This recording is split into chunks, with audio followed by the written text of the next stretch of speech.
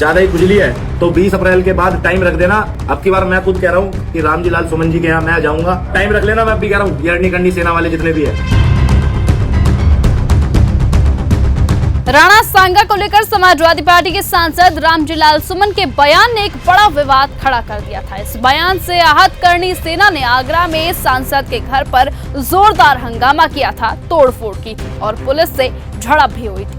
अब जानकारी ये भी है कि करणी सेना 12 अप्रैल को फिर से रामजी लाल सुमन के आवास पर हमला करेगी, जिसके बाद करणी सेना के ऐलान के बाद अब भीम आर्मी ने भी मोर्चा खोल दिया है। भीम आर्मी के कद्दावर नेता कहे जाने वाले दिल्ली प्रदेश अध्यक्ष किशन जाटव ने रामजी लाल सुमन के समर्थन में खुलकर बयान दिया और चेतावनी भी दी कि अगर समाज को उकसाने की कोशिश की गई तो जवाब भी उसी अंदाज में दिया जाएगा।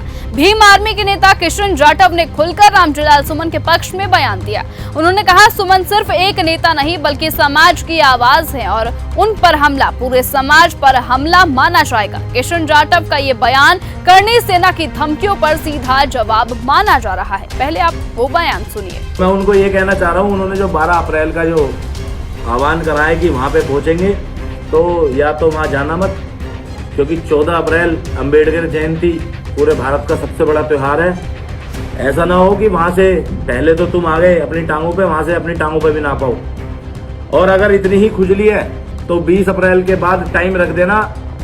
अब की बार मैं खुद कह रहा हूँ कि रामजी लाल सुमन जी के यहाँ मैं जाऊँगा और जिस तारीख को तुम कहोगे उस तारीख को मिलूंगा। तारीख मेरी नहीं, तारीख तुम्हारी होगी अब की बार। और टाइम रख लेना। मैं भी कह रहा हूँ यरनी कंडी सेना वाले जितने भी है, भीम आर्मी और जाटव समाज बिल्कुल भी कमजोर नहीं है, चाहे वो किसी भी पार्टी से हो। सांसद रामजी लाल सुमन जी पर अगर समाज वाली बात आएगी तो किशन जाटव उनके लिए ईंट से ईंट बजा देगा। उनका कहना है कि हर बार दलित समाज को टारगेट किया जाता है, लेकिन अब ये बर्दाश्त नहीं किया जाएगा। गौरतलब है कि रामजी लाल सुमन समाजवादी पार्टी के वरिष्ठ नेता हैं और लगातार दलित अधिकारों को लेकर मुखर रहते हैं। साथ ही आपको बताएं कि खुद भीम आर्मी के संस्थापक यानी चंद्रशेखर आजाद भी उनका समर्थन कर चुके हैं। वो भी करणी सेना को चेतावनी दे चुके हैं कि अगर दलित सांसद के साथ कुछ गलत किया जाता है तो भीम आर्मी उसका मुंह तोड़ जवाब देगी। आपको बताएं कि इसी के साथ जब चंद्रशेखर आजाद ने आवाज उठाई तो अखिलेश यादव भी अपनी पार्टी के सांसद के समर्थन में आए